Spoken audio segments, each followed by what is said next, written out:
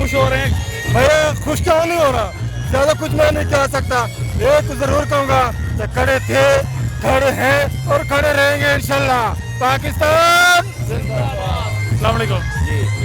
जी अस्सलाम वालेकुम। आज मैं पूरी कौम को मुबारकबाद पेश करता हूँ कि 47 के बाद हम दूसरी बार एक आज़ादी हासिल करने जा रहे हैं।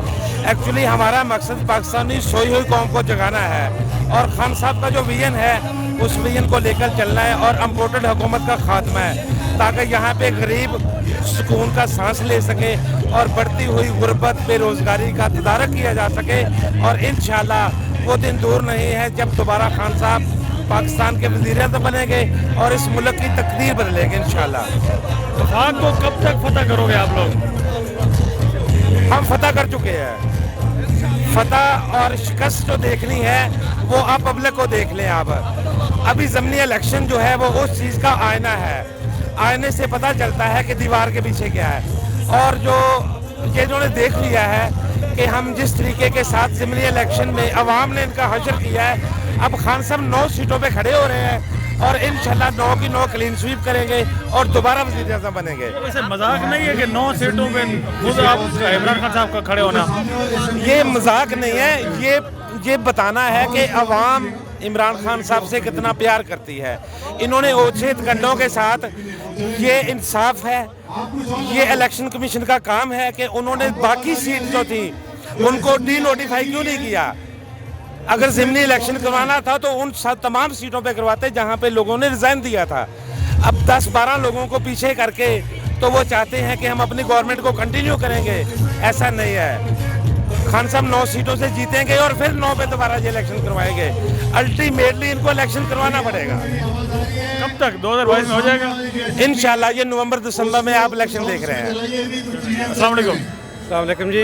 लोगों के जोश और जज्बे को देखें, किस फैमिलीज आई हैं, छोटे छोटे बच्चे हैं, क्या कहेंगे इस बारे में?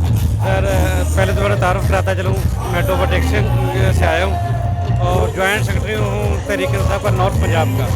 खाजा कामरान नाम है मेरा जी। बेसिकली ये खान साहब की कॉल है हकीकी आज़ादी के लिए।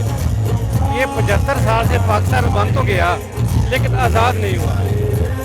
आज़ाद इसलिए हुआ कि इस पर कब्जा था इस्टेब्लिशमेंट का, जिसको ख़त्म करने के लिए खान साहब ने एक बहुत बड़ा कदम उठाया है। अल्लाह करे वो कामयाब हो जाएंगे इंशाल्लाह। अवाम उसके साथ है। इस्टेब्लिशमेंट पाकिस्तान की हो या बाहर की, वो इमरान खान को रोकना चाहती है लेकिन अब वो रुकने वाला नहीं है। ये हकीकी आज़ादी अब मिलेगी और हम सही मायनों में 75 साल बाद आज़ाद हो गए। और ये एक तरीकी मूवमेंट है और ये आप लोगों का जज्बा देख रहे हैं कि कितना जज्बा है लोगों में। ये हकीकी आज़ादी हासिल करने का जज्बा है और लोग इंशाल्लाह लेकर जाएंगे। आप इमरान खान को क़ायद-ए-आज़म सानी मानते हैं? क्योंकि 14 अगस्त भी आ चुका है। क़ायद-ए-आज़म को मैं क़ायद-ए-आज़म सानी का सवाल तो बड़ा अच्छा है वैसे फंसाने के लिए, लेकिन क़ायद-ए-आज़म के बाद अगर कोई लीडर आया है तो वो इमरान खान है। उससे पहले तो आपने देख ही लिया है क्या सूरत हाल है। वो किसी से हर बच्चे को पता है कि कौन बेहतर है और कौन ठीक है। क्या वजह अब तक हम दूसरा क़ायद-ए-आज़म प्रोड्यूस क्यों नहीं कर पाए? क़ायद-ए-आज़म सानी इमरान खान के एक्सपेक्ट में बात करूँ, इनको छोड़ें आप, इसके अलावा 70-75 साल हमारी तारीख है। 70-75 साल तारीख में एक्चुअली हम पर कब्ज़ा था ना, हम पर कब्ज़ा था आलमी इस्टेब्लिशमेंट का और अंदरूनी इस्टेब्लिशमेंट का। हमको उन्होंने आगे बढ़ने ही नहीं दिया। ऐसा कोई लीडर ही नहीं आया जिसने ये कदम उठाया हो कि वो पाकिस्तान को असल में आज़ादी दे।